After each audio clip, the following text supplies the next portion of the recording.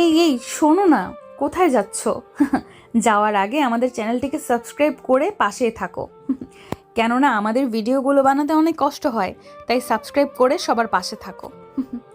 ফটফট সকালে পূর্ব আকাশে দ্বীপ্রহরে ভোরের সূর্যটা তীব্র প্রতিক্রিয়ায় রোদের ঝিলিক ফেলেছে। জমিনে তীব্র রোদের বিষণ্ণতায় মানুষগুলোকে একা অস্থির অবস্থায় কেউ যাচ্ছে ছায়াতলে, কেউ বা দৌড়াচ্ছে শীতল স্থানে। সময়টা খুব একটা বেশি না, মাত্র সকাল 9টা বাজে। 9টা 20 মিনিটে পায়ে হেঁটে গুটি গুটি পায়ে ভার্সিটির উদ্দেশ্যে রওনা দিয়েছে মারুফ। কাঁধে ব্যাগ, হাতে ঘড়ি, চোখে পাওয়ার দেওয়া পাতলা ফ্রেমের চিকন চশমা, পরনের চটি জুতা, ঢিলাঢালা প্যান্ট, ময়লাযুক্ত টি শার্ট, মাথায় খাঁটি সরিষার তেলে চুপচুপ করে দেওয়া। তেল দিয়ে মাথায় চুলগুলো ভালো করে উল্টো করে আঁচড়ে নেওয়া, বেশ পরিপাটি হয়ে ভার্সিটির উদ্দেশ্যে তীব্র করা রোদে রওনা দিয়েছে মারুফ।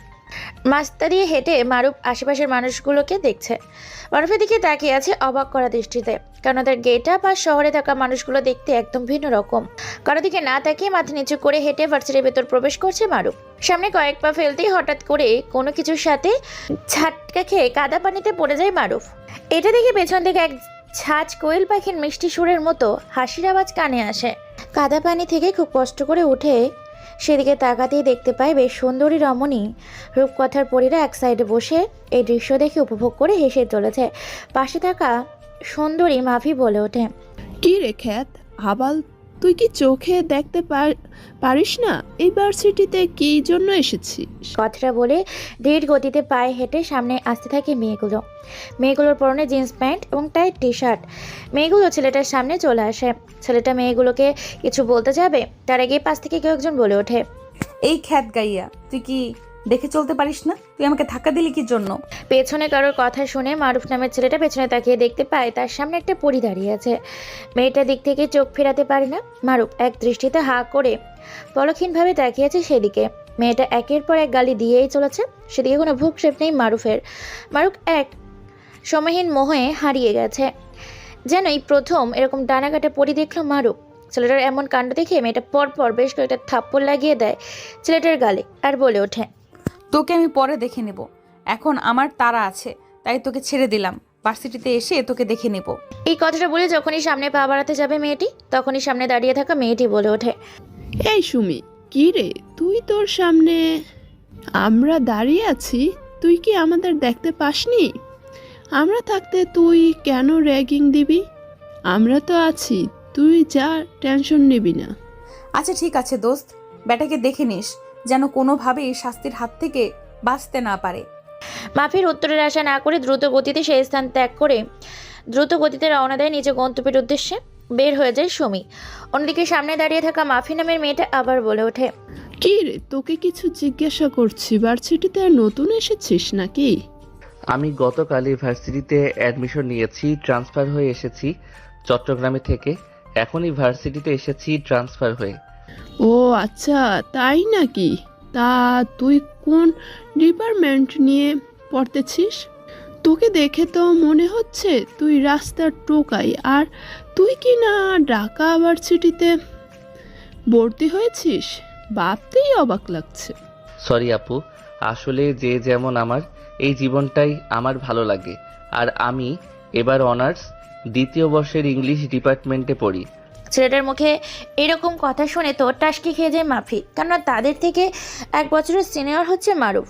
মারুফের কথা শুনে ঘাবড়ে গেলেও তাকে র্যাগিং দেওয়ার জন্য গলা উঁচিয়ে কিছু বলতে যাবে, তার আগেই কলেজের গেট দিয়ে হাঙ্গামা করতে করতে বেশ কয়েকটা গাড়ি প্রবেশ করে। ছেলেগুলোর মাথা থেকে হেলমেটটা খুলে বাইকের ওপর রাখে, গুটি গুটি পায়ে ভার্সিটির মাঝখানে এসে দাঁড়ায়। তারপর এক হাতে মাইক নিয়ে চিৎকার করে গলা ফাটিয়ে একটা ছেলে বলে ওঠে, সবাই কান খুলে মনোযোগ দিয়ে কথাগুলো নিজেদের ব্রেনে গেঁথে নাও। কলেজের ভিপি সুজন ভাই বলে দিয়েছে ভার্সিটির সবাইকে উপস্থিত থাকতে হবে, কেননা আজকে আমাদের ভার্সিটিতে একটা মিছিল আছে, আর এই মিছিলে অংশগ্রহণ করতে হবে, সাথে রাস্তা অবরোধ করতে হবে। কেননা শহরের সবচেয়ে বড় gangster the great cyclone mafia king আমাদের দলের বেশ কয়েকজন ছেলেবেলেকে নির্মমভাবে হত্যা করেছে। এই জন্য রাস্তায় অবরোধ করে ধিক্কার প্রতিবাদ জানাতে হবে, এবং আন্দোলন থেকে যদি কেউ মিসিং থাকে তাকে কঠিন থেকে কঠিনতম পানিশমেন্ট দেওয়া হবে। কথাগুলো শুনে সবাই সেদিকে হাঁ করে তাকিয়ে আছে। 1 নম্বরের বদমাইশ হচ্ছে এই সুজন, তার দলের ডান হাত রাহাত। শহরে যতগুলো অপরাধ হয় তার অর্ধেক অপরাধ হয় এই সুজন ও তার দলবলের জন্য। টাকা দিয়ে পুলিশ, এমপি, মন্ত্রী সবাইকে কিনে রেখেছে সুজন ও তার পুরো গ্যাং। সঞ্জুর আন্ডারওয়ার্ল্ডের এক্সট্রা গ্যাংয়ের হয়ে কাজ করে। রাত আবার বলে ওঠে, এবং এই ভার্সিটিতে যদি সুজন ভাইয়ের বিরুদ্ধে কেউ কোনো কথা বলে তাহলে সে এই ভার্সিটিতে সেদিন তার শেষ দিন হবে, হয়তো বা পৃথিবীর সে গায়েব হয়েও যেতে পারে। কিছুক্ষণের ভেতরে সুজন ভাই ভার্সিটিতে প্রবেশ করবে, তাকে সবাই সালাম দিয়ে বরণ করবে। কথাগুলো বলে বাইকের পাশেই হেলান দিয়ে বসে আছে। আশেপাশে থেকে ছেলে মেয়েগুলো ক্লাসরুম থেকে বের হয়ে আসতে শুরু করে ভার্সিটির মাঠে। কেননা তারা জানে এই ভার্সিটির ভিপি এবং ছাত্র সংগঠন সুজন ভাই কতটা হিংস্র এবং ভয়ঙ্কর একটা মানুষ। এমন সময় মাফি পায়ে পা রেখে দাঁতে কটমট করে বলে ওঠে, জানি না এই ভার্সিটিটা কবে শান্তি পাবে এই কুত্তার বাচ্চাগুলোর হাত থেকে। প্রত্যেক দিন ভার্সিটিতে এসে র্যাগিং আর মেয়েদের সাথে অসভ্যতামি করে, আবার নাকি গুন্ডাদেরকে মারার জন্য আমাদের তাদের সাথে যেতে হবে। এতক্ষণে পলকহীনভাবে তাকিয়েছিল ছেলেটির দিকে মারুফ, আর খরগোশের মতো কান খাড়া করে কতগুলো শ্রবণ করছিল। হঠাৎ করে মাফির কথা শুনে তার জ্ঞান ফিরে মারুফ বলে ওঠে, আচ্ছা আপু, এই ছেলেটাকে আর এই সুজনকে এরা কি করে? আরে ভাই আর বলিস না, 1 নম্বরের বদমাশ, শহরের সবচেয়ে বড় উচ্ছৃঙ্খল এবং সন্ত্রাসী। ওদের বিরুদ্ধে কথা বললে সেই মানুষটাকে আর খুঁজে পাওয়া যায় না। ভার্সিটিতে প্রতিদিন মেয়েদের র্যাগিং করে, অসভ্যতামি করে, সাথে অনেক খারাপ কাজের সাথে এরা যুক্ত আছে। কথাগুলো বলে মাফি সেখান থেকে চলে যায়। সেদিকে তাকিয়ে আছে মারুফ। এমন সময় হঠাৎ করে ভার্সিটির মাঠে বেশ কয়েকটা গাড়ি প্রবেশ করে। গাড়িগুলো দেখে রাহাত সেদিকে এগিয়ে যায়, তারপর গাড়িগুলো নিয়ে আসে ভেতরে ভার্সিটির মাঠে। গাড়িগুলো থামতেই ছেলেপুলেগুলো এক এক করে এগিয়ে আসতে থাকে ফুলের মালা নিয়ে। কিন্তু এক সাইডে এখনো দাঁড়িয়ে আছে মারুফ। রাত নামে ছেলেটা সুজন নামে ছেলেটার কাছে গিয়ে বলে ওঠে, ভাই, আপনি যা যা করতে বলেছিলেন সব কিছুই করেছি, ভার্সিটিতে সবাই বলে দেওয়া হয়েছে। সুজন নামে ছেলেটা একটা মুচকি হাসি দেয়, তারপর একটা সিগারেট বের করে টানতে থাকে।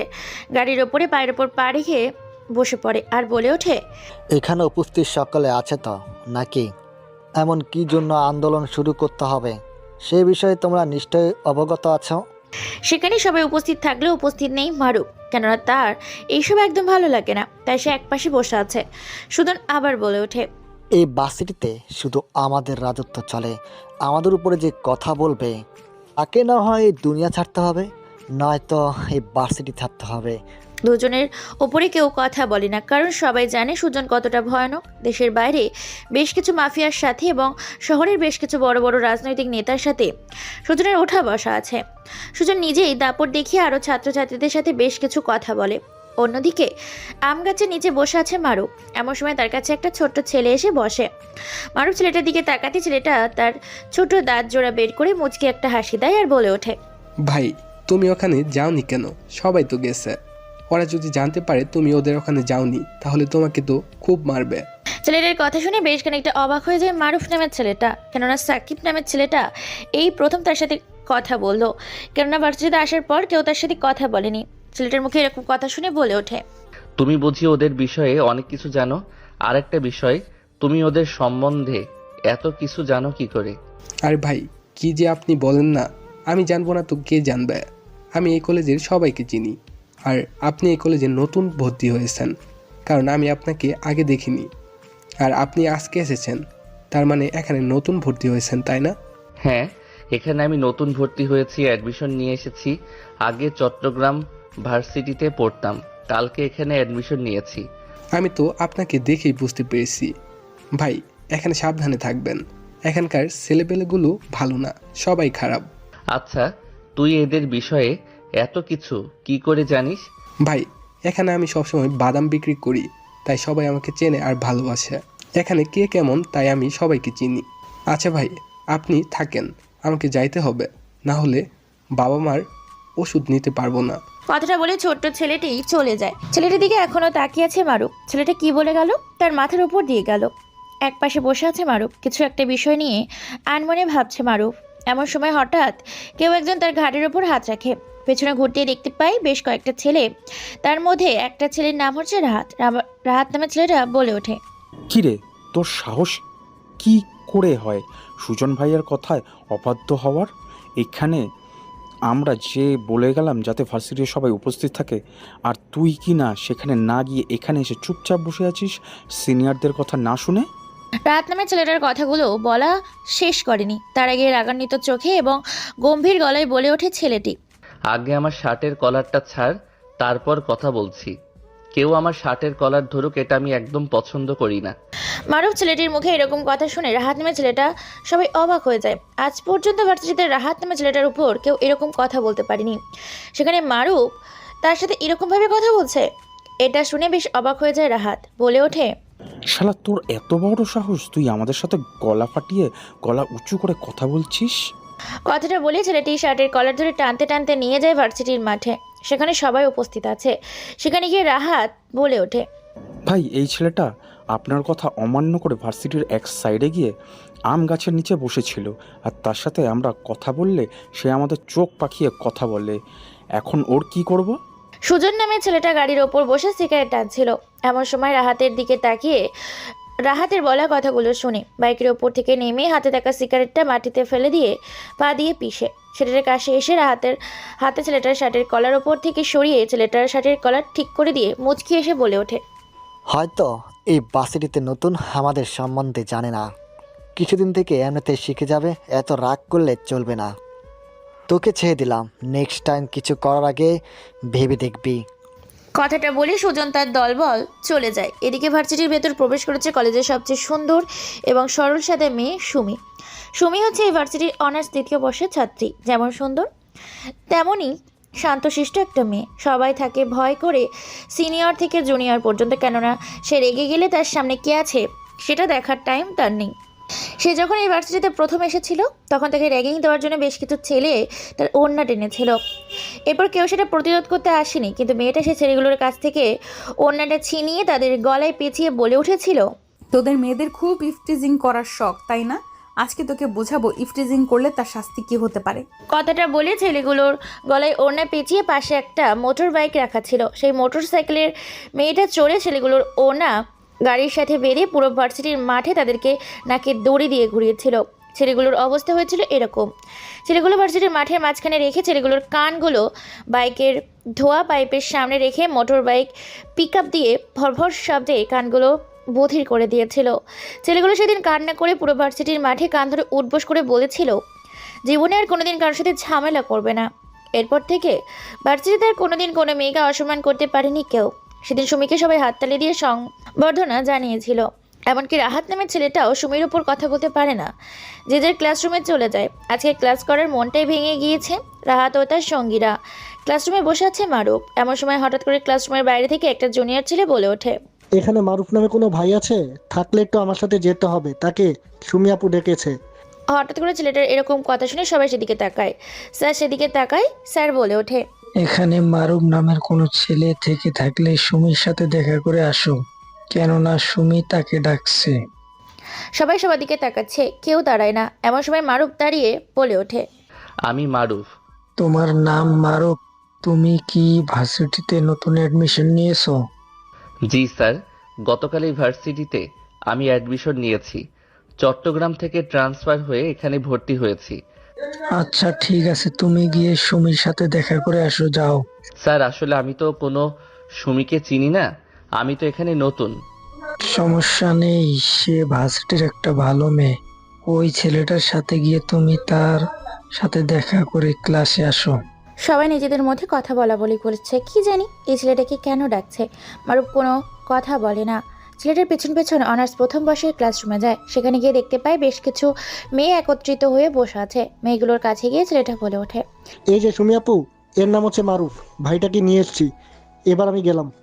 কথাটা বলে ছেলেটা সেখান থেকে চলে যায়। পুরো ক্লাসরুম মেয়ে দিয়ে পরিপূর্ণ, কোনো ছেলে নেই। সেখানে উপস্থিত আছে মাফি, ভার্সিটির গেটের সামনে, যার সাথে কথা হচ্ছিল মারুফের। সুমি নামের মেয়েটা মারুফকে নিচ থেকে ওপর পর্যন্ত একবার ভালো করে দেখে বলে ওঠে, নাম কি আপনার, আর কোন ডিপার্টমেন্টে পড়েন? এর আগে তো এই ভার্সিটিতে আপনাকে দেখিনি। আমার নাম হচ্ছে মোহাম্মদ মারুফ, সবাই আমাকে এক নামে চিনে, মারুফ। তাই নাকি? সবাই এক নামে চেনে আপনাকে মারুফ বলে, কিন্তু অবাক করা বিষয় হচ্ছে আমি তো আপনাকে চিনি না। সুমি নামে মেয়েটার মুখে এরকম কথা শুনে সবাই হেসে ওঠে। ছেলেটা লজ্জায় পড়ে যায়। মেয়েটা আবার বলে ওঠে, আচ্ছা সব তো ঠিক আছে, কিন্তু আপনি কোন ডিপার্টমেন্টে পড়েন সেটা তো বললেন না। আমি এবার অনার্স 3য় বর্ষে অ্যাডমিশন নিয়েছি। চট্টগ্রাম থেকে ট্রান্সফার হয়ে এই ভার্সিটিতে নতুন ভর্তি হয়েছি। অনার্স 2য় বর্ষের ইংরেজি বিভাগে পড়তে চাই। সব তো ঠিক আছে, ভার্সিটি গেটের সামনে আপনি আমাকে ধাক্কা দিয়েছিলেন কেন? তার চেয়েও বড় কথা, আপনার শরীরের অবস্থা দেখে মনে হচ্ছে আপনি কোনো কৃষি ক্ষেত খামার থেকে উঠে এসে ভার্সিটিতে ভর্তি হয়েছেন। আপনার শরীরের অবস্থা দেখে তো তাই মনে হচ্ছে। এই কথা শুনে সবাই হেসে ওঠে। সুমি সবাইকে থামিয়ে দিয়ে বলে ওঠে, আমি এই ভার্সিটির অনার্স 2য় বর্ষের ছাত্রী। আমার নাম সুমি। আপনাকে কেউ এখানে না চিনলেও আমাকে এক নামে সবাই চেনে। সরি আপু, আসলে ভুল করে ধাক্কা লেগে গেছে, আমি খেয়াল করিনি। ঠিক আছে, এবারের মতো ছেড়ে দিলাম। পরের বার যেন মেয়েদের সাথে অসভ্যতামি করতে না দেখি। কথাটা বলে ছেলেটা ক্লাসরুম থেকে বের হয়ে নিজের ক্লাসরুমে শেষ বেঞ্চে গিয়ে বসে পড়ে। এমন সময় মাফি বলে ওঠে, কি রে সুমি, তুই ছেলেটাকে কোনো কিছুই না বলে এভাবে ছেড়ে দিলি কেন? আসলে দোষটা আমার ছিল, আমি না দেখে ছেলেটাকে ধাক্কা দিয়েছিলাম। আচ্ছা ছেলেটা তো সরল সাদা, তাছাড়া আমাদের এক ব্যাচ সিনিয়র। সেটা অবশ্য তুই ঠিক বলেছিস। ছেলেটা কেমন যেন দেখতে, সরল সাদা। ক্লাস শেষ করে ভার্সিটির ছুটির সময় হয়ে যায়। এক এক করে সবাই ভার্সিটি থেকে বের হতে শুরু করেছে। মারুফও সেও এদিক ওদিক না তাকিয়ে ভার্সিটি থেকে বের হয়ে পায়ে হাঁটা দেয়। আর অজানা গন্তব্যে সে ভার্সিটি থেকে বের হয়ে বেশ খানিকটা দূরে চলে এসেছে। সামনেই কোলাহল রাস্তা, জ্যাম লেগে আছে। রাস্তা পার হতে পারে না। রাস্তায় দুই পাশে ব্লক করে রেখেছে বেশ কিছু ছেলেপুলে। বোঝার জন্য একপাশে একটা ছেলেকে জিজ্ঞেস করে বলে ওঠে, ভাই এখানে কি হয়েছে? এইভাবে গাড়ি ঘোড়া মানুষজন আটকে আছে কেন? আরে ভাই, আপনি কই থাকেন? সামনে দেখতে পারেন না? সুজনের ছেলে পেলে রাস্তাগুলো আটকে রেখেছে, তাই মানুষজন যেতে পারে না। কেন আটকে রেখেছে? আর বললেন না ভাই, শহরের অবস্থা খুব খারাপ। তা গ্রেট সাইক্লোন মাফিয়া সুজনের ছেলেপেলেগুলোকে মেরেছে, তাই তারা হরতাল জারি করে সাধারণ মানুষকে হয়রানি করছে। তাই নাকি? ছেলেটা একটা মুচকি হাসি দিয়ে সামনে এগিয়ে যেতে থাকে। এদিকে পেছন থেকে ছেলেটা বলে ওঠে, আরে ভাই, মরার পাখনা গজিয়েছে নাকি যে সামনে মরার জন্য এগিয়ে যাচ্ছেন? ওরা যদি জানতে পারে আপনি ওদের ক্রস করে বেরিয়ে গেছেন, তাহলে আপনার হাত পা ভেঙে হাসপাতালে ভর্তি করিয়ে দিয়ে আসবে। এই কথাটা শুনে পেছনে তাকিয়ে মুচকি একটা হাসি দিয়ে মারুফ নামের ছেলেটি বলে ওঠে, শিকারী জঙ্গলে থাকা সমস্ত জঙ্গলের পশুদেরকে শিকার করতে পারে, কিন্তু শিকারী সিংহের কাছে নিজেই শিকার হয়ে যায়, কেননা সে পুরো জঙ্গলের হিংস্র প্রাণীর সিংহ। তার শক্তির কাছে আর হিংস্রতা এবং হুঙ্কারের কাছে বাকি সব শিকারীগুলো ন্যূনতম ছাড়া কিছুই নয়। মারুফ নামের ছেলেটির মুখে এরকম কথা শুনে অবাক হয়ে এসে দেখে তাকিয়া ছেলেটি বেশ কয়েকটি গাড়ি পার করে আন্দোলনের বাস পেরিয়ে ছেলেটা যখনই রাস্তা ক্রস করতে যাবে তখনই পেছন থেকে কেউ একজন বলে ওঠে, কিরে, তোর তো অনেক সাহস। তুই আমাদের কথায় অবাধ্য হয়ে অবরোধ ক্রস করে তুই বেরিয়ে যাচ্ছিস। পেছন থেকে ছেলেটার কথা শুনে পেছনে ঘুরে দেখতে পাই রাহাত নামের ছেলেটা। ভার্সিটিতে যার সাথে প্রথম যেতেই মারুফের ঝামেলা হয়েছিল। ছেলেটার দিকে তাকিয়ে মুচকি একটা হাসি দেয় আর বলে ওঠে, রাস্তা কারো বাপের নয় যে আমাকে এখানে কাউকে ভয় করে চলতে হবে। আমার ইচ্ছে হয়েছে তাই আমি চলে যাচ্ছি। কুত্তার বাচ্চা, তোর সাহস হয় কি করে? তুই আমাদের মুখের উপর তর্ক করছিস? এই সিয়াম, সাব্বির, এইদিকে আয়।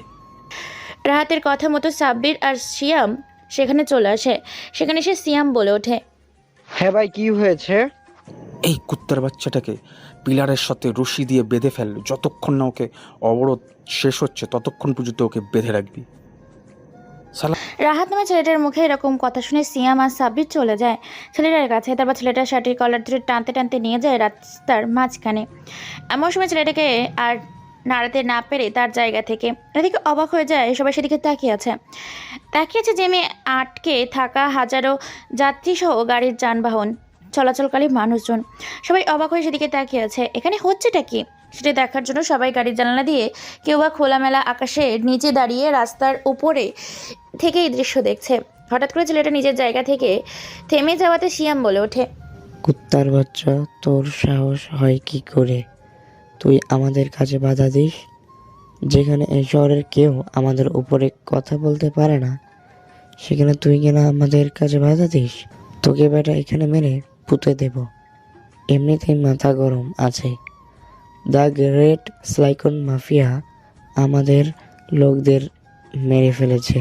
এমনিতেই মাথা গরম আছে, মরতে না চাইলে যা করছি করতে দে। এই বলে ছেলেটার শার্টের কলার ধরে আবার যখনই টান দিতে যাবে তখন ছেলেটা সেখানে থেমে যায়। সেটাকে তার জায়গায় থেমে যেতে দেখে সবাই সেদিকে তাকিয়ে আছে। রাহাত এই দৃশ্য দেখে ধীরে ধীরে এগিয়ে আসতে থাকে শিয়াম।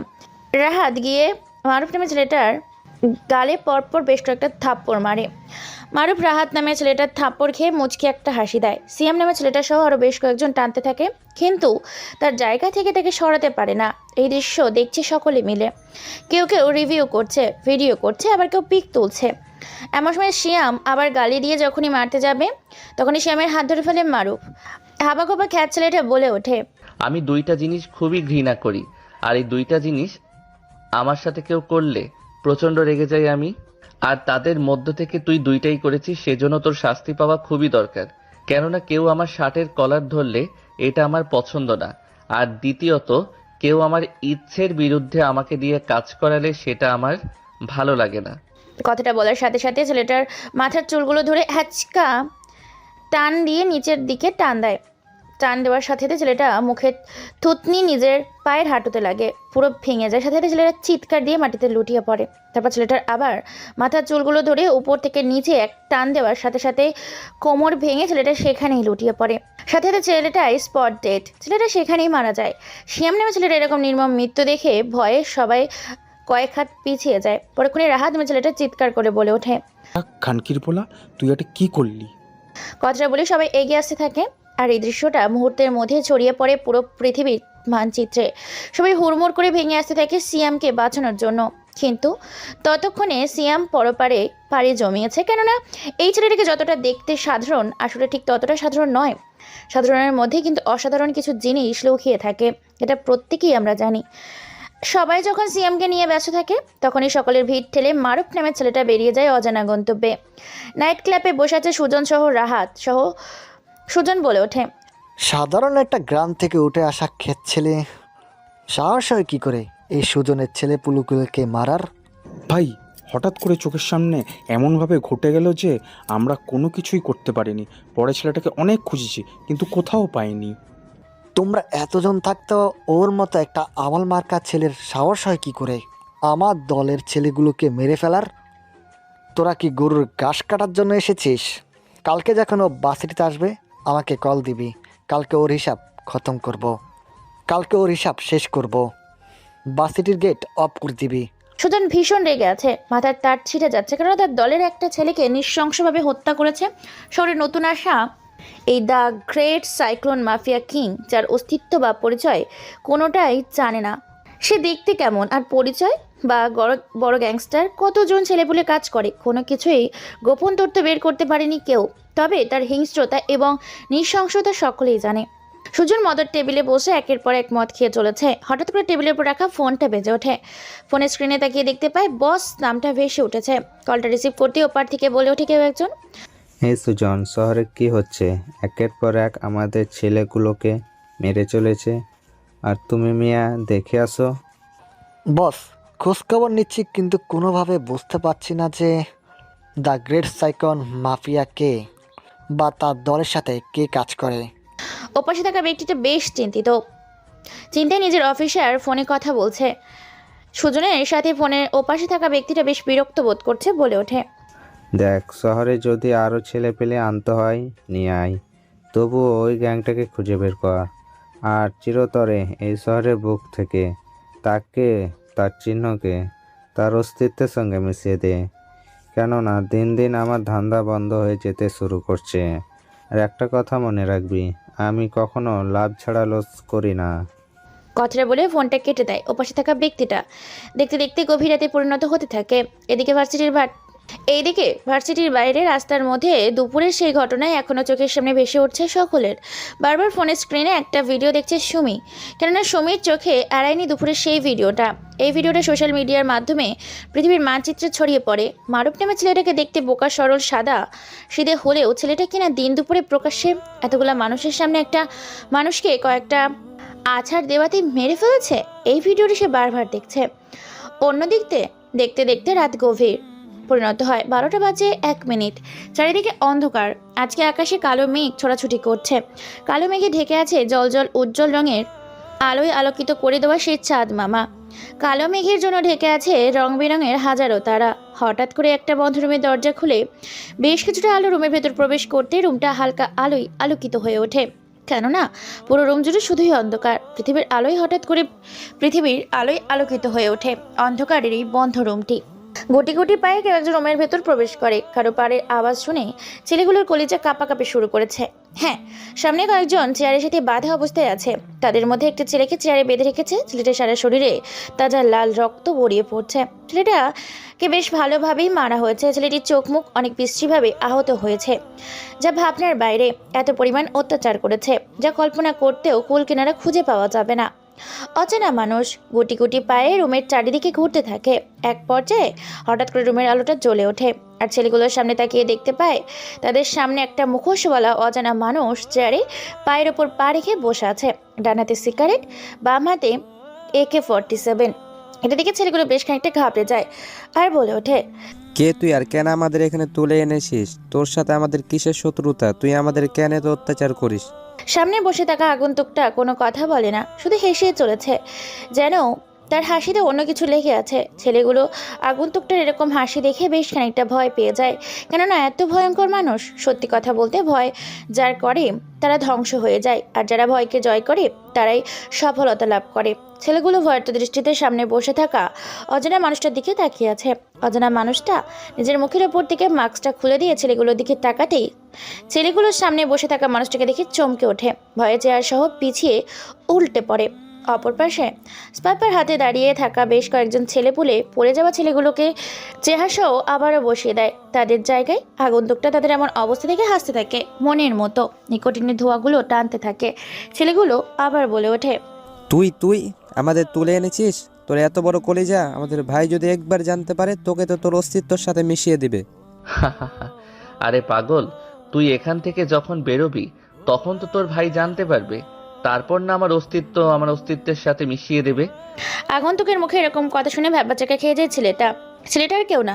ছেলেটার নাম হচ্ছে সাব্বির। আর সামনে বসে থাকা মানুষটা তো এতক্ষণ আপনারা জেনেই গেছেন সে কে হতে পারে। হ্যাঁ, মারুফ বলে ওঠে, আমি ভয়ঙ্কর, আমি ভয়াবহ, আমি আগন্তুক, আমি আতঙ্ক। তাই তো আমার নাম হয়েছে দ্য গ্রেট সাইক্লোন। আমার কাছে কথা কম কাজ বেশি, সো সময় কম কথা বেশি। মরতে না চাইলে তোকে যা জিজ্ঞেস করব সত্যি করে বলবি। তুই শুধু আমাদের অত্যাচার কেন, তুই যদি আমাদের পা ধরে সারা জীবন বসেও থাকিস তারপরও তুই আমাদের পেট থেকে একটা কথা বের করতে পারবি না। সময় বলে দেবে যে আমি আমার করা প্রশ্নগুলোর উত্তর পাবো কিনা। তার আগে তো তোদেরকে একটু প্রশ্ন করতে দে। কথাটা শেষ করার আগেই মারুফ আরেকটা সিগারেট জ্বালায় আর ইশারা দিয়ে বলে ওঠে, ভার্সিটিতে তোরা কার কথাতে ড্রাগ সাপ্লাই করিস? আর এত কোটি কোটি টাকা তোরা বিদেশে কেন পাচার করিস? তোদের বসকে? দেলোয়ারকে। মারুফ নামে ছেলেটা মুখে এরকম কথা শুনে সাব্বির নামে ছেলেটা হাসতে থাকে আর বলে ওঠে, তোকে তো বললাম তুই যদি সারা জীবন আমাদের পা ধরে থাকিস তারপরও এই প্রশ্নের উত্তর কখনো পাবি না। সাব্বির নামে ছেলেটার মুখে এরকম কথা শুনে মুচকি একটা হাসি দেয় আগন্তুক মারুফ। হঠাৎ করে চোখের নিমেষে পাশের একটা ছেলের মাথা টেবিলের ওপর চেপে ধরে। মাথা থেকে কানটা কেটে আলাদা করে দেয়। রক্তগুলো ছিটকে গিয়ে লাগে সাব্বিরের শরীরে। হঠাৎ করে এই দৃশ্য দেখে রুমের মধ্যে উপস্থিত থাকা সকলে চমকে ওঠে। হাতের ইশারা দেওয়ার সাথে সাথে টেবিলের উপর নিয়ে আসা হয় একটা বক্স। বক্সের ওপর লেখা আছে my personal therapy box. Box খুলতেই বক্সের ভেতর থেকে বেরিয়ে আসে বেশ কিছু অস্ত্রশস্ত্র সরঞ্জাম। দা দেখে চোখগুলো চোখের জায়গা থেকে বের হয়ে আসার উপক্রম। ভয়ের শরীরের আত্মাটা পালিয়ে যেতে ছোটাছুটি করতে শুরু করেছে। ছেলেগুলো শরীরটা কাঁপাকাঁপি শুরু করেছে, কেননা সেখানে লেখা আছে ইলেকট্রিক্যাল তাতাল, তারখোল, ক্যাচি, ব্লেড, চাকু, লোহার হাতুড়ি, পেরেক, চিমটি, লোহার চিরুনি, আরও বেশ কিছু সরঞ্জাম একটা করে বের করে টেবিলের উপর রাখতে শুরু করে। এটা দেখে সাব্বির বলে ওঠে, তুই কি এগুলো দেখে আমাদের ভয় দেখাচ্ছিস? তুই যতই ভয় দেখ আমরা কখনো সত্যি কথা বলবো না। সাব্বির নামের ছেলেটা এখনো কথাটা পুরোপুরি শেষ করতে পারেনি। তার আগেই তাতালটা ইলেকট্রিক্যাল সুইচ বোর্ডে রেখে সুইচ বাটনে ক্লিক করার সাথে সাথে চেপে ধরে অন্য একটা ছেলের শরীরে। সাথে সাথে ছেলেটার শরীরে সেই জায়গা পুড়ে যেতে শুরু করেছে। কত পরিমাণ কষ্ট হচ্ছে সেই ছেলেটার, বুঝে ছেলেটা চিৎকার করতে পারে না। কাটা কান দিয়ে রক্ত পড়ছে, আর অন্যদিকে তাতাল দিয়ে তাকে ইলেকট্রিক্যাল শক দিচ্ছে।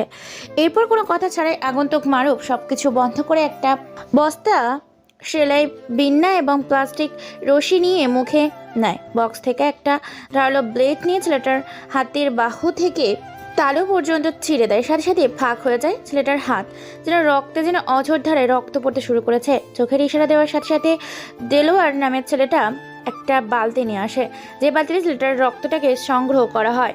অন্যদিকে হাতের মাঝখানে ছিঁড়ে দেওয়ার সাথে সাথে 2 ফাঁক হয়ে যায়। সেই ফাঁকের মাঝখানে আরও ফাঁক করে লাল মরিচের গুঁড়ো সাথে লবণ চুন ঢেলে দেয়। সম্পূর্ণ হাত পরিপূর্ণ করে দেওয়া সেই বিন্না এবং লাল রঙের প্লাস্টিক রশি দিয়ে পুরো হাত বাহা থেকে শুরু করে হাতের তালু পর্যন্ত সেলাই করতে থাকে। কি ভয়ঙ্করভাবে সেলাই করছে বিন্না দিয়ে, একের পর এক শরীরে গেঁথে স্প্রিটে সেলাই করতে থাকে। ছেলেটা চিৎকার করতে থাকে, লাফালাফি করতে থাকে। ছেলেটার এরকম লাফালাফি দেখে অপর পাশে আরও বেশ কয়েকজন দাঁড়িয়ে থাকা ছেলেপুলে ছেলেকে চেয়ারের সাথে চেপে ধরে। ছেলেটা নড়াচড়া করতে পারে না, শুধু মাগো মাগো বলে চিৎকার করছে আর নিজের জীবনের প্রাণ ভিক্ষা চাইছে। কিন্তু কোনোভাবে ছেলেটার চিৎকার ও আর্তনাদ মারুফ নামের আগন্তুকের কান পর্যন্ত পৌঁছায় না।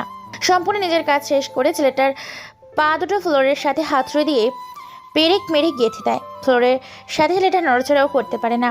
এরপর ছেলেটাকে দাঁড় করায়। তারপর ছেলেটার 2 হাত ওপর দিকে করে সিলিং ফ্যানের সাথে বেঁধে ফেলে। পায়ের তালুতে কয়েকশো পেরেক মানে ফ্লোরের সাথে গেঁথে রেখেছে, আর 2 হাতে রশি দিয়ে বেঁধে ছাদের ওয়ালের সাথে বেঁধে ওপর থেকে টানতে থাকে নিচ দিকে।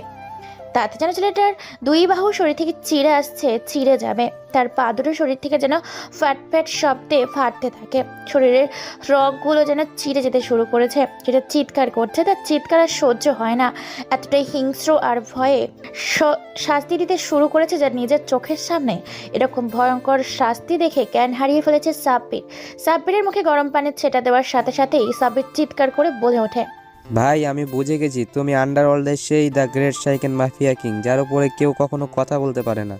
তোমার প্রশ্নের উত্তর আমি কোনো কিছুই জানি না। এসব কিছু আমরা সুজন ভাইয়ের কথাই করি। সুজন ভাইয়ের ওপর কেউ একজন বড় লিডার আছে, সুজন ভাইকে সাপোর্ট করে। তবে সে লোকটা যুক্ত আছে, সে মনে হয় শহরের কোনো আইনি অফিসার।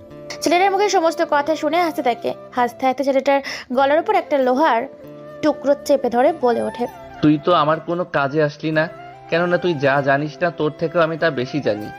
এই সবের সাথে শহরের মেয়র যুক্ত আছে। ওই কুত্তার বাচ্চাটাকে এতটাই ভয়ঙ্কর শাস্তি দেব যা তার জীবনের ইতিহাস হয়ে থাকবে। মেয়রের সাথে আমার রক্তের সম্পর্ক, তার সাথে তো আমাকে দেখা করতেই হবে খেলার ময়দানে। ভাই ভাই আমাকে মেরো না, আমাকে ছেড়ে দাও। আমি কথা দিচ্ছি, আজ থেকে আমি কোনো সংগঠন, কোনো দল, কোনো গ্যাং পরিচালনা করব না। আমি বেঁচে থাকতে আর এই দেশে কখনো পা রাখবো না। আমি যখন ছোট্ট ছিলাম তখন আমার স্যার বলেছে, শত্রুকে কাছে পেলে শত্রুকে ছেড়ে দিও না, তার অস্তিত্ব মাটির সাথে মিশিয়ে দিও, কেননা কিছুদিন পর সে নিজেই প্রতিশোধ নেওয়ার জন্য ব্যাকুল হয়ে তোমার পেছনে পড়ে যাবে।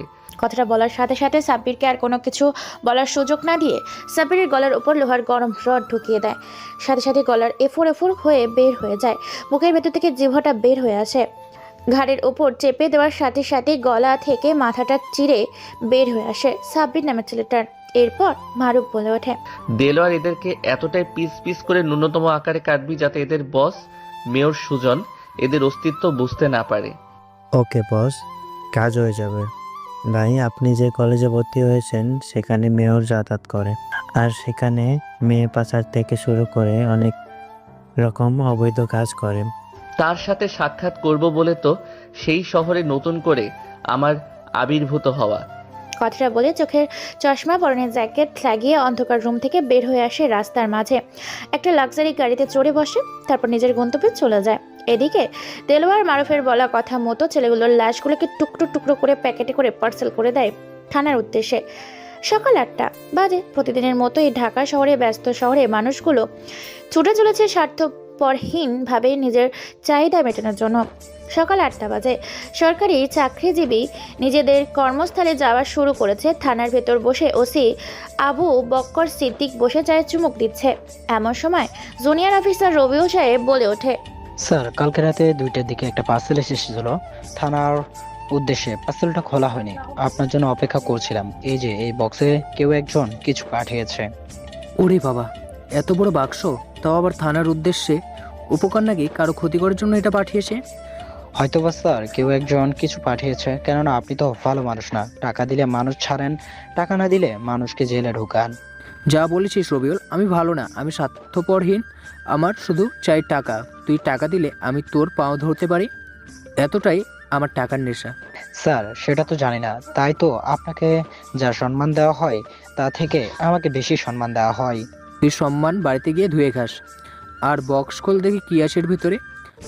জি স্যার। রবিউল ওসি সিদ্দিকের কথা মতো বক্স খুলতে শুরু করে, কারণ প্লাস্টিক দিয়ে গিফট পেপার দিয়ে পুরো বক্সটা বেশ যত্ন সহকারে প্যাকেট করে থানার উদ্দেশ্যে পার্সেল করে পাঠিয়েছে। বক্সটা খুলতে থাকে। অন্যদিকে প্রতিদিনের মতো ভার্সিটি পায়ে হেঁটে খ্যাট মার্কা স্টাইলিং হয়ে যেতে শুরু করেছে আমাদের গল্পের হিরো মারুফ চৌধুরী। এতক্ষণে বুঝে গেছেন যে এই মারুফ আসলে কে। সে দেখতে যতটা সরল সাদা ফোলাওয়ালা, সত্যি কি সে তাই হিংস্র হয় না। ভার্সিটিতে প্রবেশ করেছে মারুফ। এদিক ওদিক কোনো দিকে না তাকিয়ে পায়ে হেঁটে সোজা যেতে শুরু করেছে ভার্সিটি গেটের সামনে। ক্যাম্পাসের পাশেই সুমি, মাফি ও তার বান্ধবীরা আড্ডা দিচ্ছে। ভার্সিটিটা থমথমে পরিবেশ, কেমন যেন পরিবেশটা আজকে নিস্তব্ধ। সবসময় হইচইয়ের মধ্যে থাকে, কিন্তু আজকে বেশ শান্তশিষ্ট। তাই বেশ খানিকটা অবাক হয়েছে মারুফ, কিন্তু কাউকে কোনো কিছু বুঝতে না দিয়ে ভোলা ফলাদের মতো নিজের ক্লাসরুমের উদ্দেশ্যে যাওয়া শুরু করেছে। মাফি তাকে দেখে অপর পাশে সুমিও তাদের মধ্যে সাথী বলে ওঠে, দেখ দেখ, ওই যে সেই ছেলেটা ভার্সিটির মাঠে প্রবেশ করছে, দেখতে সরল সাদা, আর কালকে কিনা সুজন ভাইয়ের একটা ছেলেকে মেরে ফেললো এইভাবে। আজকে তো এই ছেলে পুরোপুরি গেল। আরে বোকা, শুধু গেল কেন বলছিস? বল, হয় শহর ছেড়ে না হলে পৃথিবী ছেড়ে। সত্যি কথা বলতে ছেলেটা কিন্তু সত্যিই সরল সাদা ছিল।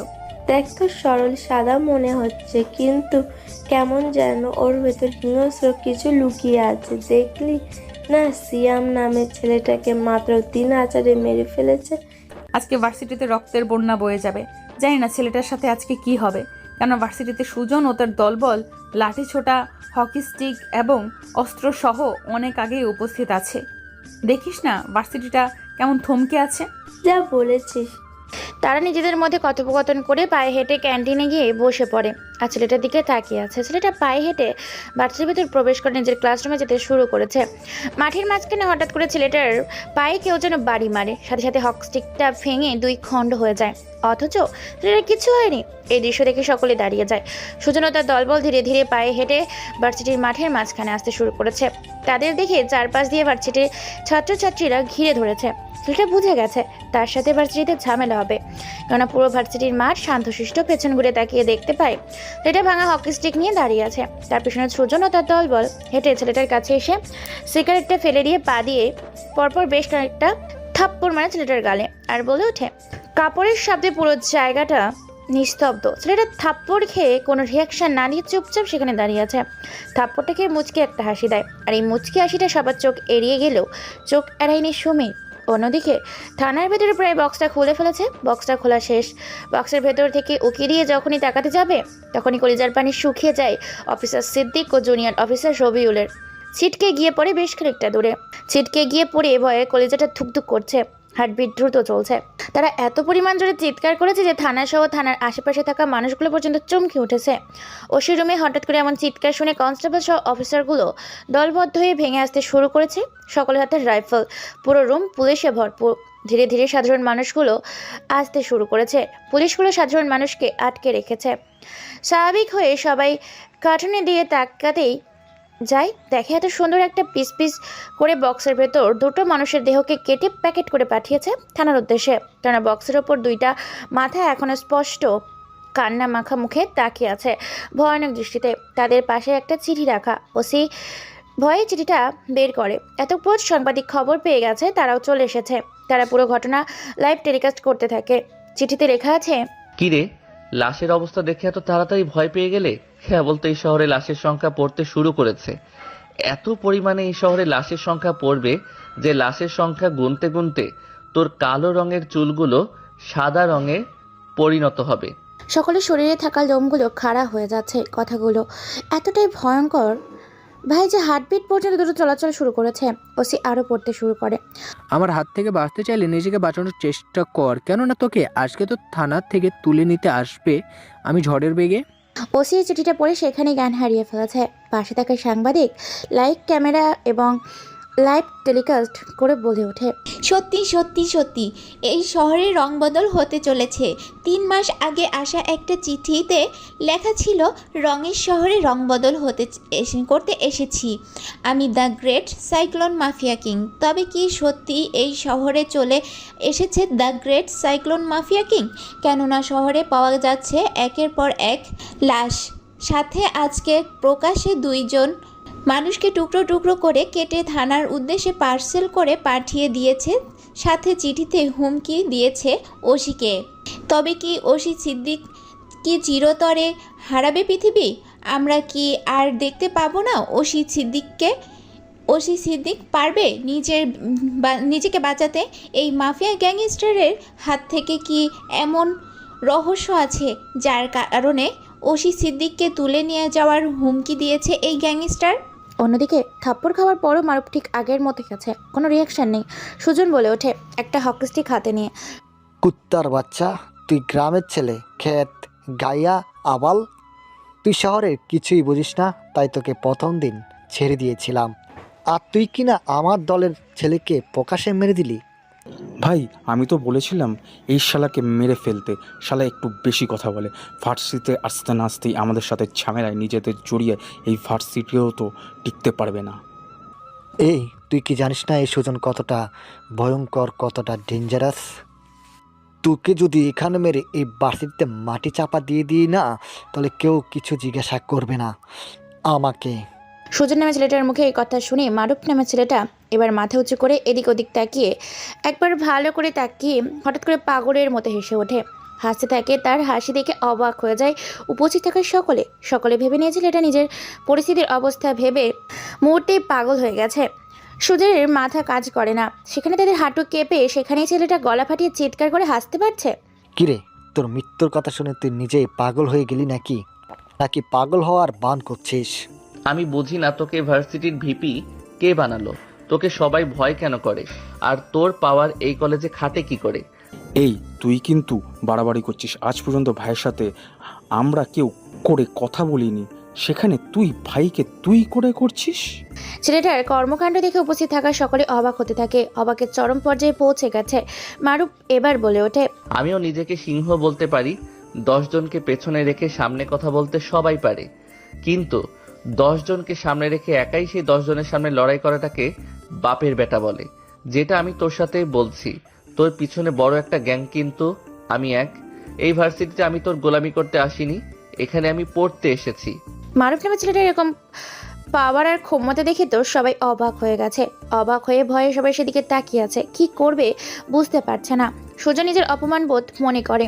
সুজন সবার দিকে একবার তাকিয়ে দেখে ভার্সিটির সবাই কেমন যেন তার দৃষ্টিতে তাকিয়ে আছে। এটা দেখে সুজন সেখান থেকে কোনো কথা না বলে ওঠে, রাত, একে তুলে নিয়ে আয় আমার গোডানে, বাকি বিষয় আমার গোডানে দেখছি। তোমরা ভেবো না যে আমি কাপুরুষ। এই যা শাস্তি পাবে কাল তোমরা নিজের কানে শুনতে পারবে। আর এর মতো শাস্তি না পেতে চাইলে আমার কথার অবাধ্য হতে যেও না, না হলে পরিস্থিতি আর পরিণতি দুটোই খারাপ হয়ে যাবে। কথাটা বলে সুজন সামনে পা বাড়িয়ে আছে। রাহাত বেশ কয়েকটা ছেলে মারুফ নামে ছেলেটাকে ধরে যখনই ধরতে যাবে, এমন সময় সেখানে বন্দুকের গরম বুলেট এই শব্দে পুরো জায়গাটা নিস্তব্ধ হয়ে ওঠে। পুরো জায়গাটা নিস্তব্ধ হয়ে যায়। চোখের পলকের হাত নামে ছেলেটার লাশটা মাটিতে পড়ে যায়। সবাই পেছনে ঘুরিয়ে তাকিয়ে দেখতে পায় কপাল ভেদ করে বুলেট মাটিতে পড়ে আছে। রাহাত নামে ছেলেটা নিথর দেহটা মাটিতে পড়ে গড়াগড়ি খাচ্ছে। চোখের সামনে এই দৃশ্য দেখে কয়েক হাত দূরে পিছিয়ে যায়। ভয়ে পরিস্থিতি হইচকে পরিণত হয়ে যায়। পুরো ভার্সিটির মাঠ হইচয়ে পরিণত। ছাত্রছাত্রী জনগণ সহ ভেঙে আসতে শুরু করেছে। গেট বন্ধ করে দেওয়া হয় যেটা বাইরে থেকে কেউ ভেতরে আসতে না পারে। সুজন তো নিজের চোখের সামনে এই দৃশ্য দেখে অবাক। সুজন আর এক মুহূর্তে দেরি না করেই মারুফ নামে ছেলেটার শার্টের কলার ধরে যখনই ঘুষি মেরে বলে ওঠে, কুত্তার বাচ্চা, সত্যি করে বল তোর পরিচয় কি আর কে তুই? সত্যি কথা বল। সুজন মারুফ নামে ছেলেটার শার্টের কলার ধরে যখনই টানা হিজড়া করতে যাবে, তখনই হঠাৎ করে আরও পরপর 10টা গরম বুলেটের শব্দে পুরো জায়গাটা একেবারে শান্তশিষ্ট হয়ে যায়। কেননা অপর পাশে তাকিয়ে দেখে সুজন কাছে 10 জন মানুষ মাটিতে পড়ে গড়াগড়ি খাচ্ছে। সুজন এই দৃশ্য দেখে পুরোপুরি পাগল হয়ে উঠেছে। মাথা চুলগুলো খামচে ধরে ভার্সিটির মাঠে বসে পড়ে। কি হচ্ছে তার সাথে সে বুঝতে পারছে না। হঠাৎ করে তার পকেট থাকা ফোনটা বেজে ওঠে। ফোনের স্ক্রিনে তাকিয়ে দেখতে পায় মাই বস নামটা ভেসে উঠেছে। দেরি না করে ফোনটা রিসিভ করে। ফোন রিসিভ করার সাথে সাথে ফোনের পাশ থেকে বলে ওঠে, সুজন, তুমি বাঁচতে চাইলে ওখান থেকে তাড়াতাড়ি বেরিয়ে পড়ো, কেননা তোমার সামনে হিংস্র এক ডাইনা দাঁড়িয়ে আছে, যার সামনে পুরো পৃথিবীর মানুষগুলো মিলে একজন, আর সে একা একজন। নিজের জীবন বাঁচাতে চাইলে কোনো তর্ক না করে ভার্সিটি থেকে বেরিয়ে পড়ো। কথাটা বলার সাথে সাথে সুজন রাগান্বিত দৃষ্টিতে কোনো কথা না বলেই আঙুল ছেঁকে হুমকি দিয়ে বেরিয়ে পড়ে। অন্যদিকে ওসি সিদ্দিক নিজের মৃত্যুর কথা শুনে বেশ আতঙ্কে আছে। বেশ কিছু পুলিশ অফিসার লাশগুলো নিয়ে যাওয়ার জন্য আসে। ভার্সিটিতে থমকে আছে, বুঝতে পারছে না কি হচ্ছে এখানে। সবাই এই মারুফকে ভয় পেতে শুরু করেছে। কেউ ভয়ে তার কাছে যেতে পারে না, এমনকি সুমি, মাফি তারা ভয় পেয়ে গেছে, গাছের নিচে বসে আছে। মারুফ এমন সময় ছোট ছেলেটা বলে ওঠে, ভাই কে আপনি? আপনার পরিচয় কি? ভার্সিটিতে ভয়ঙ্কর ভিপি সুজন আপনাকে ভয় পেয়ে পালিয়ে গেল। হঠাৎ করে পাশে তাকিয়ে সে ছোট্ট ছেলেটির কথা শুনে অবাক হয়ে যায় মারুফ। মারুফ মুচকি এসে বলে ওঠে, সে কেন পালিয়ে গেছে আমি তো তা জানি না। তোমার মতো আমিও সাধারণ মানুষ। তোমার নাম কি? তোমার পরিবারে কে কে থাকে?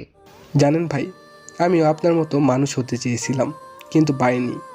আমাদের পরিবারের অবস্থা খুব খারাপ। বাবা মা, আমার বড় আপু আর আমি। জানেন ভাই, আমার বাবা মা খুব অসুস্থ। আমার আপু সন্ধ্যায় বেরিয়ে যায় আর খুব সকালে বাড়িতে আসে অনেক টাকা নিয়ে।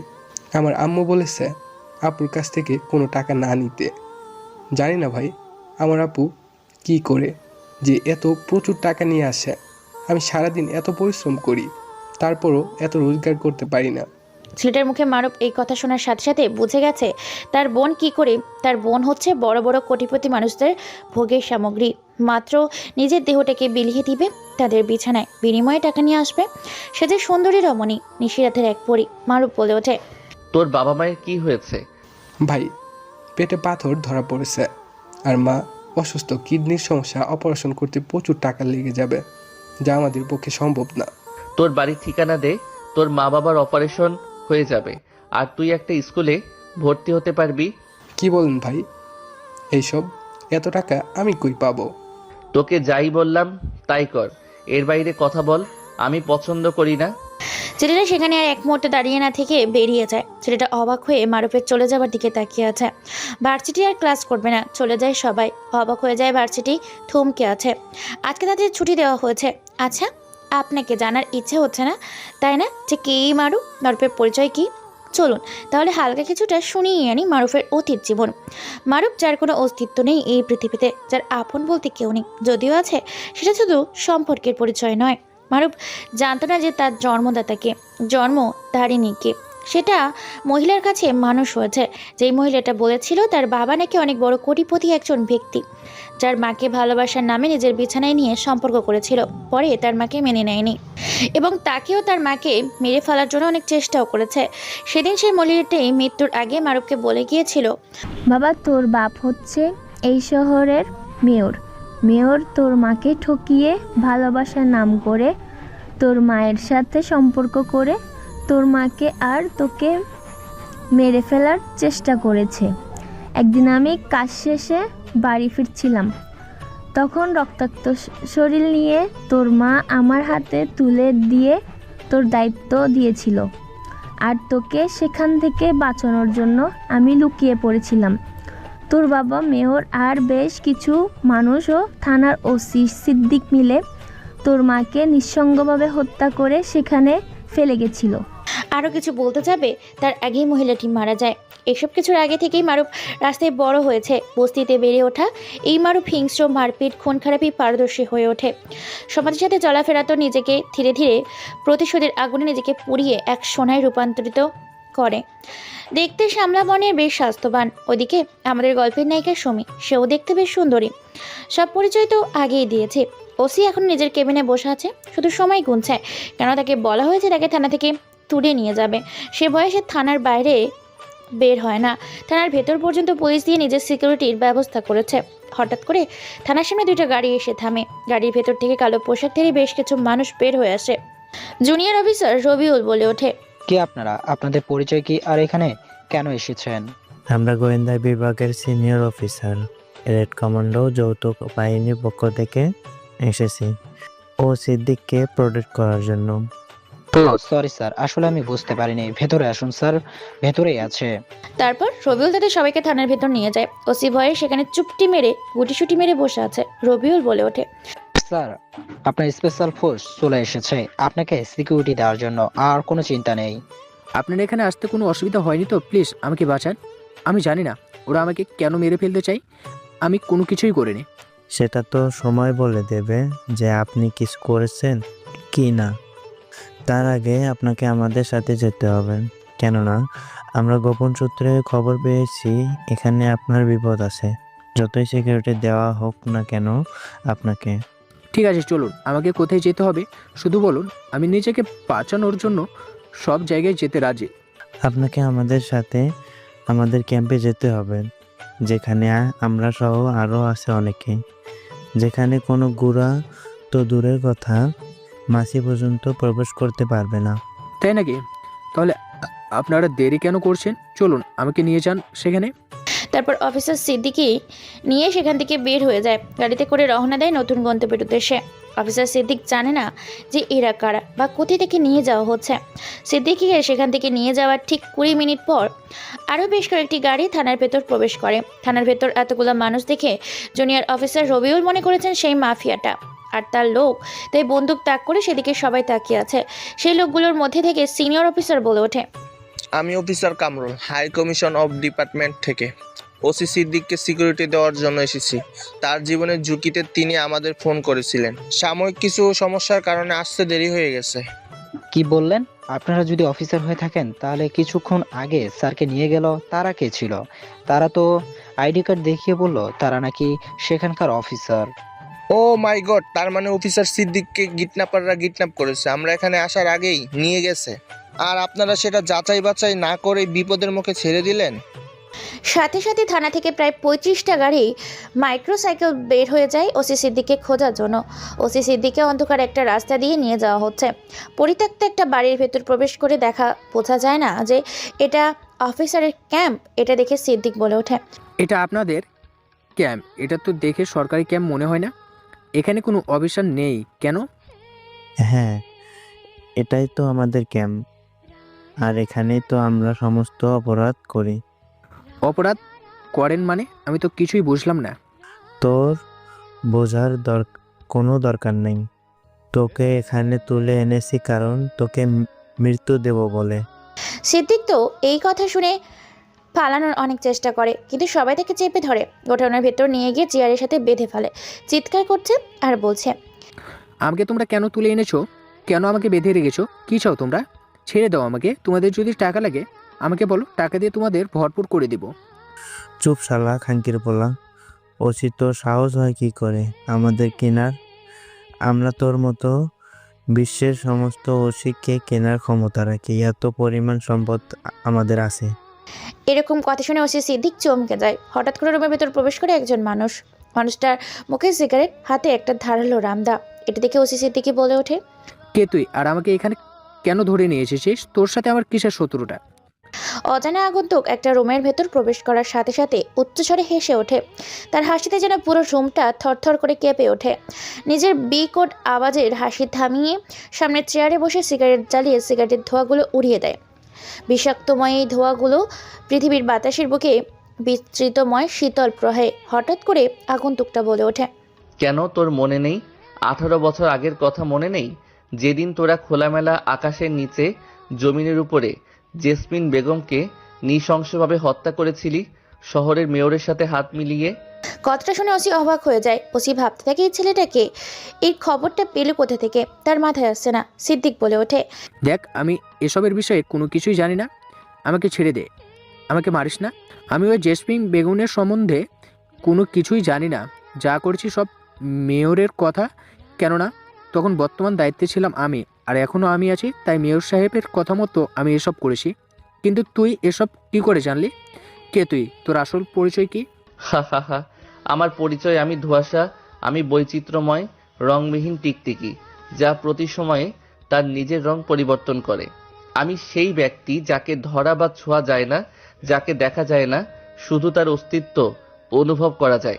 এমন সময় দেলোয়ার এসে বলে ওঠে, ভাই সবকিছু ঠিকঠাক, আছে। বাকি পুলিশ এবং ডিবি আদা জল খেয়ে আমাদের পেছনে লেগে আছে। যত তাড়াতাড়ি সম্ভব হয় এই শালা মেরে ফেলে আসতে হবে রাস্তার মানচিত্রে। ওসি কিছু বলতে যাবে তার আগে পাশে একটা রডের টুকরো তুলে ওসির হাতের ওপর গেঁথে দিয়ে টেবিলের ওপর করে রাখে। সাথে সাথে বিকট আওয়াজে চিৎকার করে ওঠে ওসি। এরপর বেশ কিছু পেঁয়াজের কাটা পেঁয়াজ নিয়ে আসা হয়। তারপর সেই পেঁয়াজের হাতে নিয়ে দেওয়ালের চোখের ইশারা দেওয়ার সাথে সাথে দেওয়ার সেদিকে চোখগুলো ভালো করে মিলিয়ে ধরে। আমারও পেঁয়াজের রস সেদিকে চোখের উপর ঢেলে দেয়। সাথে সেদিক ছটফট করতে থাকে। সেখানে যুদ্ধ করে বিভিন্ন ফলের রস, যেমন কমলা, সন্তরা, খেজুর, আঙুর, এমন বেশ কিছু ফল। এরপর তার সামনে রাখা হয় একটা লোহার আগুনের লাভার বক্স। সেখানে আগুন দিয়ে ভরপুর আগুনের লাভা। ওসিকে তুলে সেই আগুনের লাভার ভিতর ফেলে দেয়। তারপর গেট লাগিয়ে দেয়। সেখানে শুধু চিৎকার করতে থাকে, কিন্তু তার চিৎকার আর কেউ শোনে না। ছটফট করতে থাকে। মুহূর্তের মধ্যেই মাত্র কয়েক সেকেন্ডের ব্যবধানে জ্বলে খয়লাতে পরিণত হয়ে যায় সিদ্দিকের দেহটা। এরপর আর কোনো কথা না বলে চোখের ইশারা দেওয়ার সাথে সাথে তাকে নিয়ে যাওয়া হয় চৌরাস্তার মধ্যে, আর সেখানে ফেলে দেওয়া হয় তার লাশটা। এদিকে সবাই তাকে খুঁজে বেড়াচ্ছে, কিন্তু পারছে না। দেখতে দেখতে দেখতে রাত সকাল হয়। সকালে মানুষের সমাগমে পুরো রাস্তা জ্যাম হয়ে আছে, কেননা রাস্তায় ফেলে গেছে ওসি সিদ্দিকের লাশ। সাংবাদিক খবর প্রচার করছে। শহর জমজমাট অবস্থা। শহরে কেউ ওসি সিদ্দিককে খুব নৃশংসভাবে হত্যা করে চলে গেছে। সেখানে পাওয়া গেছে একটা চিঠি লিখেছিল সময়ের গতিবেগে আরও ভয়াবহ ঝড় আসতে চলেছে এই শহরে। আগুনে পুড়িয়ে মারা হয়েছে ওসি সিদ্দিককে। আজকে পরিবেশ নিস্তব্ধ, সবাই খোঁজাখুঁজি করছে। এদিকে বাসটিতে প্রতিদিনের মতো প্রবেশ করছে মারুফ। আম গাছের নিচে বসে আছে। এমন সময় সেই ছোট্ট ছেলেটি এসে বলে ওঠে, ভাই আপনাকে অনেক ধন্যবাদ। আমার পরিবারকে বাঁচানোর জন্য আমি সারা জীবন কৃতজ্ঞ থাকব। সাথে আমাকে স্কুলে ভর্তি করার জন্য আপনার মতো ভালো মানুষ যদি সবাই হতো, তাহলে আজকে আমাদের দেশটা পাল্টে যেত। শোন, আমি যে তোকে সাহায্য করেছি এই কথাটা যেন কেউ না জানতে পারে, ঠিক আছে? আচ্ছা ভাই, ঠিক আছে, কেউ জানবে না।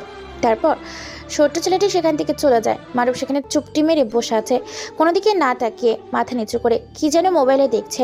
এমন সময় তার ঘাড়ে কেউ একজন হাত রাখে। হঠাৎ করে আচমকা এমন হওয়াতে ঘাবড়ে যায়। পিছনে তাকিয়ে দেখতে পায় ভার্সিটির বিশ্ব সন্ত্রী সুমি বলে ওঠে, এই ছেলে, কি ব্যাপার? তুমি ঘাবড়ে গেলে কেন? তুমি আমার সিনিয়র হয়েছো তো কি হয়েছে? আমি কিন্তু তোমাকে তোমার নাম ধরেই ডাকবো। আচ্ছা ঠিক আছে আপু, আমি তাহলে এখন আসি।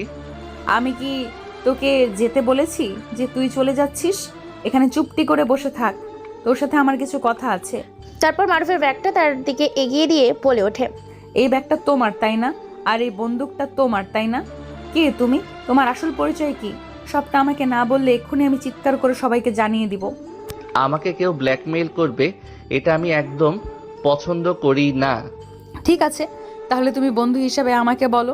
তারপর মারুফ কোনো ভূমিকা না করে এক এক করে সমস্ত ঘটনা বলতে থাকে। তার জন্ম থেকে আজ পর্যন্ত বেড়ে ওঠার সমস্ত ঘটনা শুনে কান্না করে দিয়েছে সুমি যেন আবেগে শ্রাবণী ভেসে যাচ্ছে। মারুফ বলে ওঠে, তুমি আমার কষ্টের কথা শুনে কান্না করছো কেন? সরি, আমি তোমার সাথে অনেক অন্যায় করেছি, না জেনে তোমাকে অনেক ভুল বুঝেছি। তাতে আমার কিছুই যায় আসে না। আজকে ওই মেয়রের শেষ দিন, আর আমার সম্বন্ধে কেউ যদি জানে তো তোমার হবে শেষ দিন।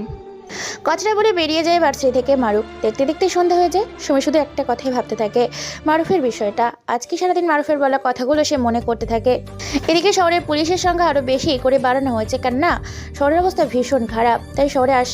তাই শহরে আরও বেশি সিকিউরিটি বাড়ানো হয়েছে। বাইরে থেকে ডিবি পুলিশ বের করা হয়েছে। দেখতে দেখতে সন্ধ্যা পেরিয়ে রাত গভীর রাতে পরিণত হতে থাকে। ধীরে ধীরে মানুষের কোলাহল এবং ভিড় কমতে থাকে। শহরটা শান্তশিষ্ট হতে থাকে। যে শহরে রাত দিনভর হাজারো হাজারো গাড়ি কোলাহল করতে থাকে, সেই শহরটা একটা পর্যায়ে নিস্তব্ধ ও নীরবতায় ছেয়ে যায়। রাত 11টা পরপর মেয়রের বাড়ির 5টা কালো রঙের গাড়ি প্রবেশ করে। গাড়িগুলো থেকে বেরিয়ে আসে কালো পোশাকধারী অসংখ্য মানুষ। বাড়িটা চারিদিক দিয়ে ঘিরে ধরে। বেশ কয়েকজন পাইপ নিয়ে উপরে ওঠে। দোতলার জানলা ভেঙে রুমের ভেতর প্রবেশ করে। বাড়ির ভেতরে গিয়ে ড্রয়িং রুমের ভেতর মেন গেটের দরজা খুলে দেয়। সাথে সাথে হুড়মুড় করে বেশ কয়েকজন ভেতরে প্রবেশ করে। আরও পুরো বাড়িটা আতঙ্ক সরানোর জন্য সাথে সাথে বেশ কয়েকটা গুলি করা হয়। গুলির শব্দে উপস্থিত থাকা বাড়ির ভেতর সকল ব্যক্তি বের হয়ে আসে। ড্রয়িং রুমটা পুরো অন্ধকার। বাতি দেওয়ার সাথে সাথে রুমটা আলোয় আলোকিত হয়ে যায়।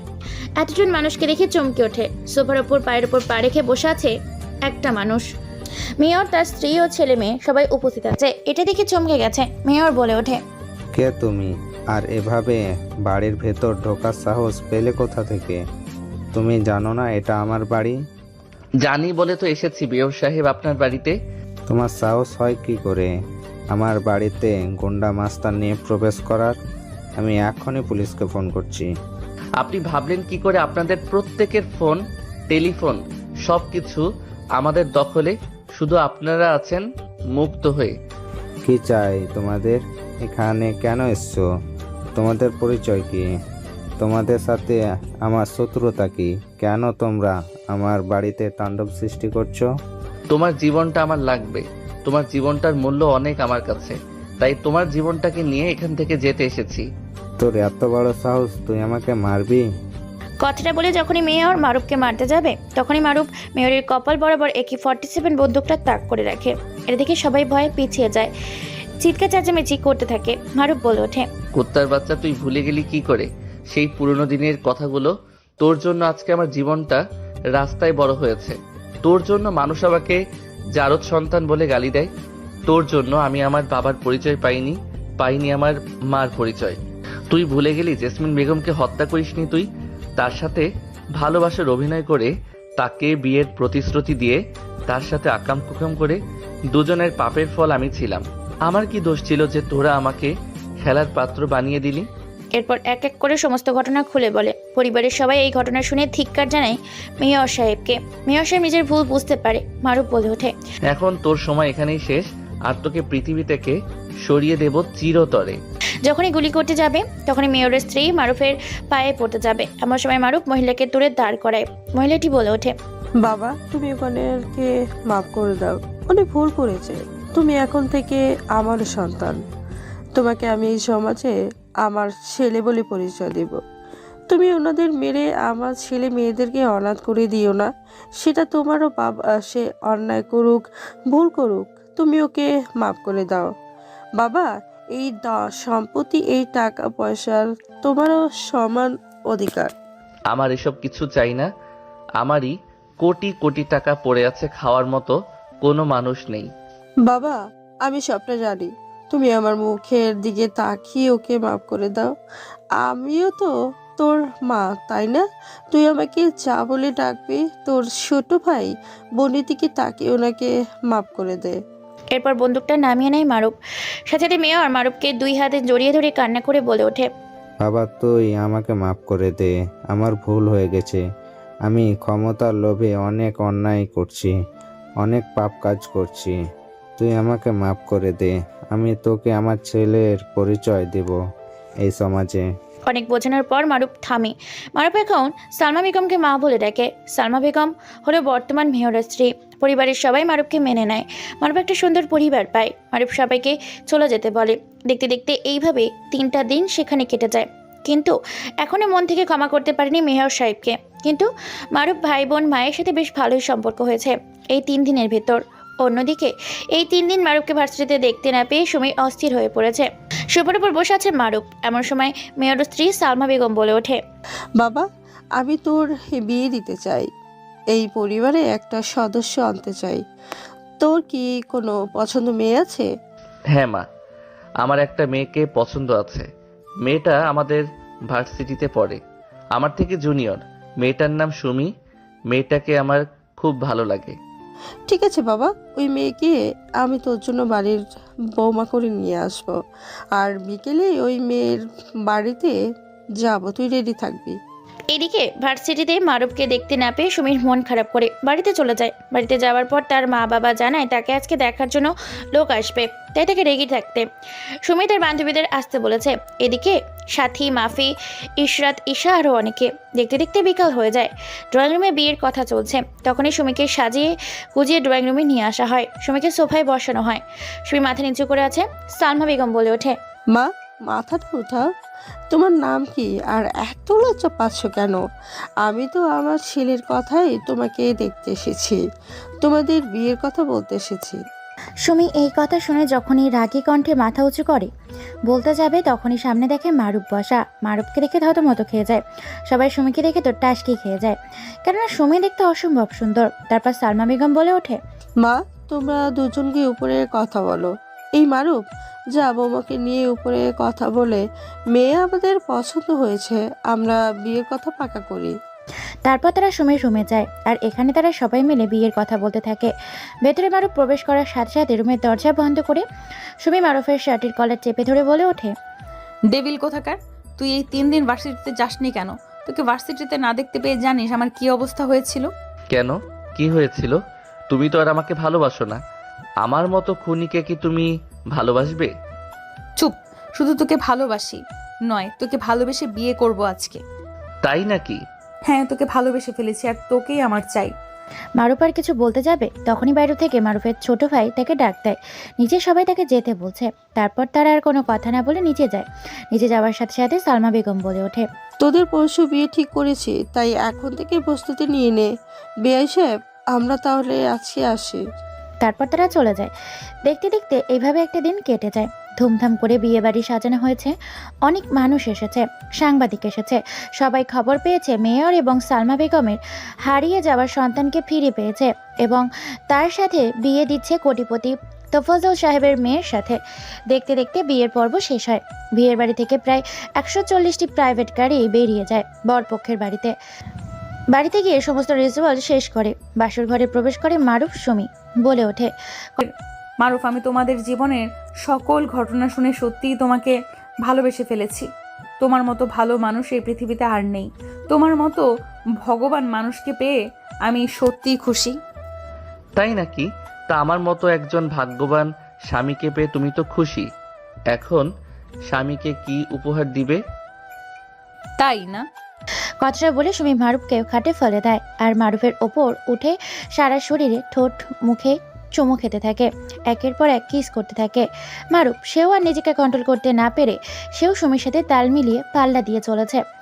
হার জিতের খেলায় মেতে উঠেছে দুইজন। নতুন এক রঙের মুহূর্তে কে জিতবে, কে খেলাতে কে হারবে তা জানিয়ে দিব নতুন একটা কোনো গল্পে। ততক্ষণে সাথে থাকুন, পাশে থাকুন। চ্যানেলটিকে সাবস্ক্রাইব করে সবাই সুস্থ কামনা করে বিদায় নিচ্ছি আমরা সবাই এখান থেকে।